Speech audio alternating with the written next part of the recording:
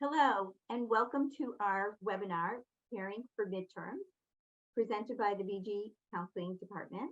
I'd like to introduce our speakers today. My name is Brenda Posnanski. I'm the Director of School Counseling and Admissions.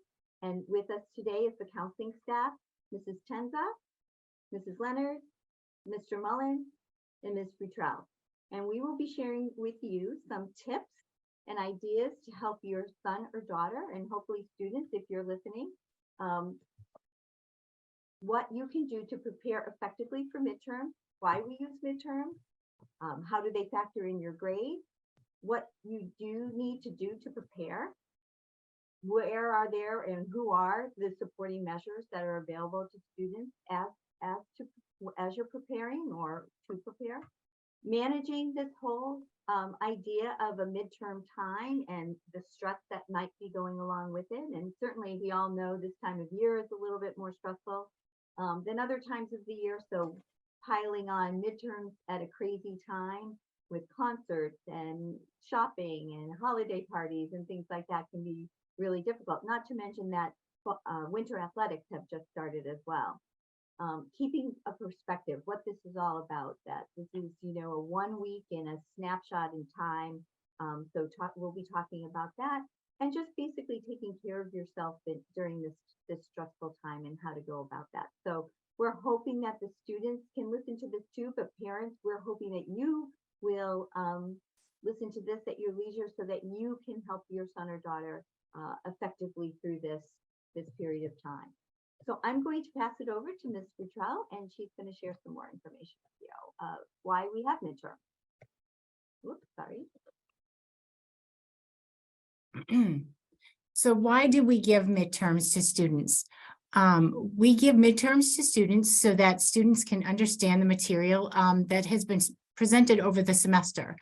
They're used to help the teachers identify students' strengths and weaknesses of the material over the year, or actually over the semester.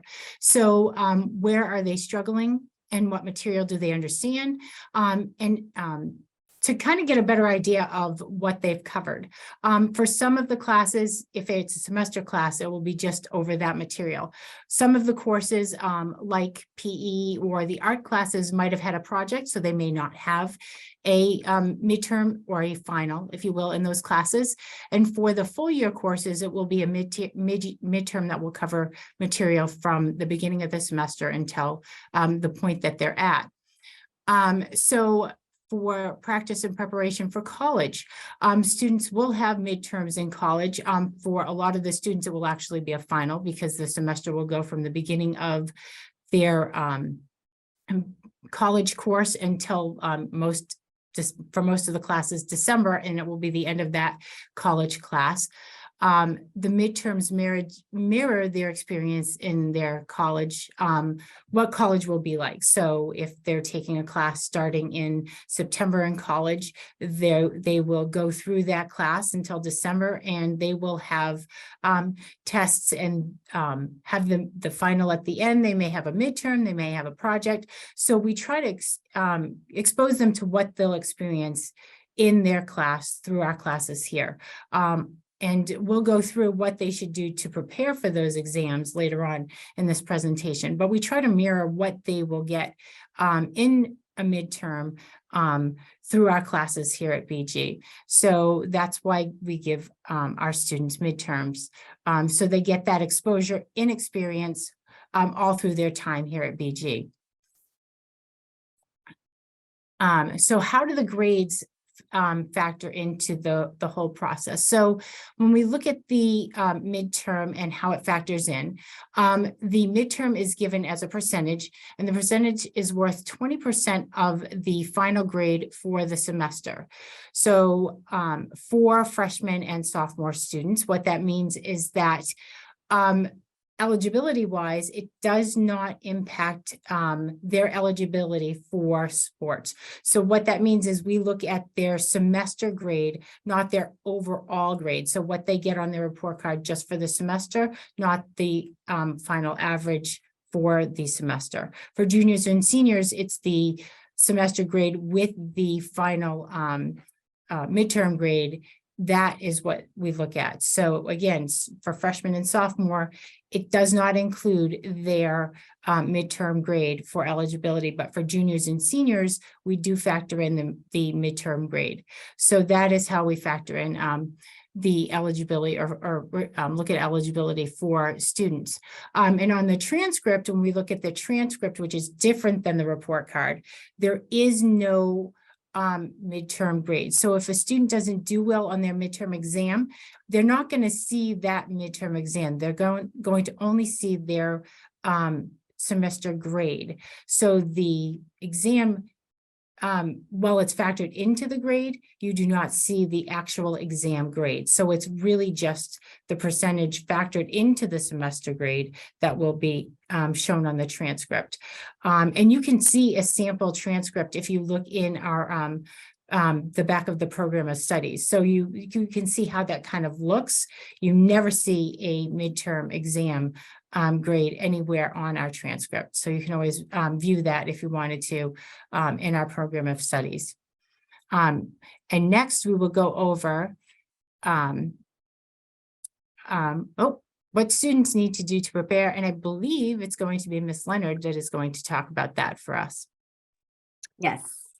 So for what students need to do to prepare, I would say talking to your teachers and checking in with them on your progress. And if you're concerned about not understanding something, getting clarification, advocating for yourself, maybe creating a schedule like math on Mondays after school, English on Tuesdays, etc., just to kind of meet with your teachers and review material and asking questions whenever something comes up. So continuing to advocate for themselves.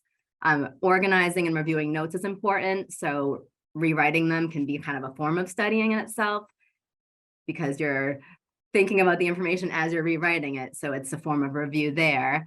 And even creating flashcards sometimes. I know that helped me. I'm a little bit older, but it helped me when I was younger. But a lot of students nowadays use Quizlet. So that's kind of similar to flashcards, but a more technological type of flashcard. If students are provided a study guide, then they should go over that at home, maybe with parents, and then put a star next to certain things that they don't understand, and then meet with the teacher to clarify questions about that study guide.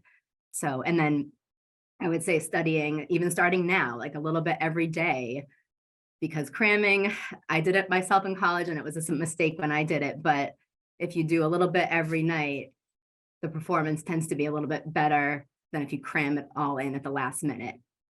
So taking like a little bit of time each day or every other day for a certain subject, and even involving the parents in the process to help with studying can be helpful as well. Taking breaks, I also suggest, because we can't always study and have no breaks, or we burn ourselves out. So you have to kind of take breaks here and there as needed to really kind of get that material to settle into your head. Getting rest, getting enough sleep, eating well is really important. I notice even myself, if I don't get enough sleep, that I'm not as with it the next day. So I can't really stress enough like getting rest and eating healthy. Study groups sometimes are helpful. Peers can help one another. You can either quiz each other or just kind of bounce ideas, concepts off of each other. And sometimes that can make it fun to kind of have that social interaction at the same time as you're studying. So, because sometimes it can get boring studying alone, and having someone to study with can really be helpful.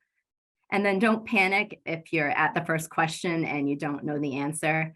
I would say kind of scan the test and find one that you really do know and start with that one. And that might build your confidence to go back to the other one that you didn't know before. So don't panic, take a deep breath, and you got this, and do the best that you can.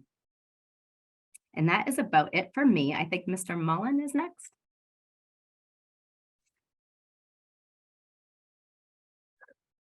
Yeah, so I'm going to talk about what are some of the supporting measures that we can do as students. So oftentimes the teachers will give study guides. If and when that happens, it's obviously encouraged for the students to use those. That's the best kind of resource that you've got as far as prepping for midterms in the next week or two. If they've given you back your quizzes and tests, you want to use those as references too, because again, a lot of those types of questions will be used on the midterms, so you want to make sure that you're using that to study for.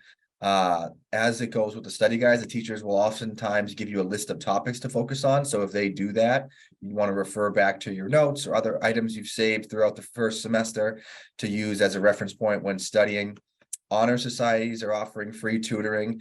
There's an email sent out to all freshmen, sophomore, juniors regarding this from the counseling department, I believe yesterday, giving you the date and times of when they're going to be doing the NHS tutoring after school. So if that's something that you have the availability to do, it's something we really encourage because the students in NHS are the stronger academic students we have in the senior and junior class. So they're a really strong reference in addition to the teachers and all the things we've mentioned so far.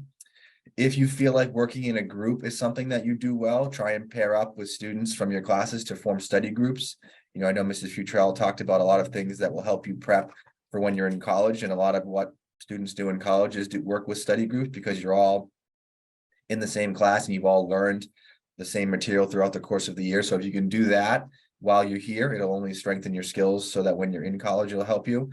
From the parent side, you know, being supportive while they're studying, you know, understand that, you know, these tests are and can be challenging at times. So be supportive of them and try and do the best you can to reinforce what they're doing and making sure that they're, you know, not stressing out and just taking it class by class when they're prepping for the tests. The faculty themselves. So, you know, the faculty is here before and after school, you know, so make sure that you're reaching out and speaking with your teachers, seeing who's available in the library and seeing if they're available to chat briefly about some materials that you may not be sure about, so that you can strengthen the skills you've already learned. As it says on the presentation, the math department will have a teacher available in the library each period during the rest of the semester as you lead up to midterms. And lastly, the NHS will be hosting the midterm session on the 8th, which is actually today, and next Tuesday from 2:45 to 3:45 in the cafeteria. So there'll be a lot of students available to offer tutoring. They'll have snacks and refreshments so you can, you know, kind of relax, de-escalate from the busy day of school and, you know, reinforce the skills that you're learning in the classroom setting. How we manage stress. Okay. So we want to make sure we're taking frequent breaks during the studying. You know, you don't want to try and do everything all in one fell swoop. That'll be challenging for you. Set up a schedule. The way our schedule is built in, we have those first 4, A, B, C, D, that first part of the week. Then we have a weekend to kind of regroup and focus on the second set of finals. So, you know, we try and recommend that you focus on maybe those first 4. So for the first 2 days of the week, or the last 2 days of the week, I should say, so that you can, you know, spend the weekend and the following week studying for the last 4 midterms that you've got. Take breaks, go for walks, you know, do something, exercise, get kind of your body and your brain moving and acting in a different way. Make sure you don't cram, you know, like I said earlier, make a schedule, start prepping now, they come up quick. Start fresh. So you want to make sure you're not doing it at 11 o'clock at night, 12 o'clock, try and do it when you get home from school so that the material is at least right in the front part of your brain. And just reduce the number of outside activities. You know, don't try and do 20 different things every single day while you study. Try and limit that to a handful of them so that you can focus on what's in front of you and trying to do the best you can on the test. The big thing to remember, and I think that's the messaging we all want to try and get across, is that just do the best you can. It's one test, you know, and as Lisa said, it's not something that's going to be shown on anything. So just do the best you can. And, you know, we will help you as a school along the way. I'm going to pass it along to Mrs. Tenza. All right, thank you all. I would love to take this opportunity to talk a little bit about just keeping perspective throughout this whole process. Test taking anxiety is normal and a lot of people experience this, but if you're a student, if you know, you as a student prepare and try your best, you will be okay. We have to remember that we are more than just a score on a test. Doesn't define who you are. So it, you know, just do your best on this test and everything will be okay. In 10 years, you won't probably remember what you got on your civics, you know, final or whatever. So for those of you who are feeling stressed about how it affects your college acceptances, it's important to remember that even colleges and universities understand that not every student aces every test. So, you know, that's important to remember. If you freeze during a test because you're worried about how this is gonna, you know, affect your college acceptances. So it's important to look at this as a learning opportunity. You know, don't carry a previous exam with you to your next exam. If you feel discouraged about how you performed on your previous exam, move on to your next one. And, you know, focus on what you can do ahead of you and not what you couldn't do or didn't do on your previous exam. And a few of us have mentioned certain ways you can take care of yourself during this process. And I think most of the things on this slide seem like common sense, but I think when we are experiencing a stressful situation, we tend to, you know, engage in habits or behaviors that are actually counterproductive. So definitely sleep is of utmost importance, and trying to wind down at night and get your body to a point where, you know, you can relax and sleep. You can't go from fifth gear to first gear in a car, so really your mind can't work that way either. So just try to engage in some activities that might calm your mind after you've been studying, so that you can get that restful night's sleep. No phones or computers in the bedroom. Stay away from social media. This really can be quite difficult because students probably need a device, or, you know, might need a device for their studying. But just really try to stay disciplined, stay away from social media that just acts as a distraction from your studying. Eat 3 good meals a day. Stay away from sugary foods and drinks. So another thing to refrain from might be caffeine. That can often act as a stimulant and, you know, mimic feelings of anxiety. So if you're already feeling that way going into a test, chugging a big coffee before you go in, as we all drink our coffee before this webinar, but yeah, just something to consider. Sugary foods, you know, will cause you to crash and get tired during your exam. So you might want to stay away from sugary breakfast, and just, you know, eating well will help your ability to think and energize your body in a good way. Exercise. So we know that physical exercise increases oxygen to our brain, which helps our memory and helps us retain information. So maybe going out for a 20-minute walk, or, you know, doing something right before a study session might be helpful too. So those are the things that are helpful to take care of yourself during all of this. I had a college professor once say, if you see a wave, grab a surfboard. So I just always kind of thought that was fun, you know, like, enjoy the ride, just realize that this is going to be a learning opportunity for you, and learn from it. And you can improve your study skills. You can improve, you know, learn what to study, when to study, how to study. So really just use it as a learning opportunity and go for it.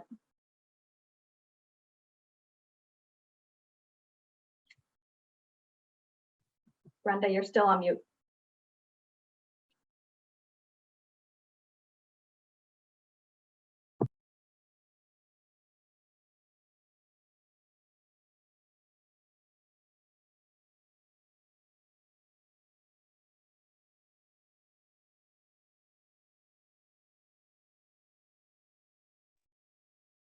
Sorry about that. My mouse just died.